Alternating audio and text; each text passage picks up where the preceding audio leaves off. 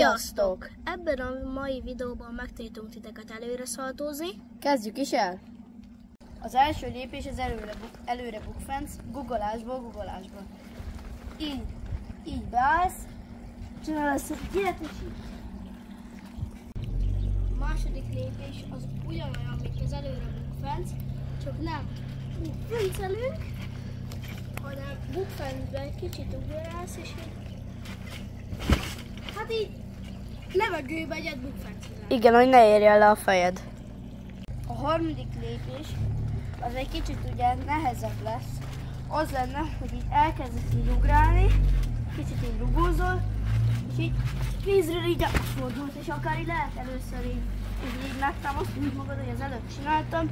Hogyha már begyakoroltad, akkor lehet így egy kicsit fenékre is, hogy először úgy menjen, és akkor ez lenne a harmadik lépés. A negyedik lépés az ugyanolyan, mint a harmadik, csak kéz nélkül és egy kicsit ugrálva. Vagyis hát így.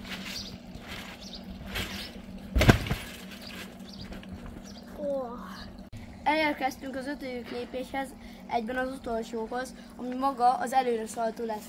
Most átmegyek egy kicsit ide, de nem szeretném lejtőtől lefelé, akkor lehet, hogy túlpörgetem. Na, akkor ugye nagyokat kell ugrani, és az a lényeg, hogy így behúzod a lábadat, hogy jól át tudjál fordulni. És akkor így mész, és fordulsz, és csinálsz egyet. És ez lenne maga az előre szaltó. Reméljük megtanultatok ez a videó alapján előre szaltózni. Sziasztok!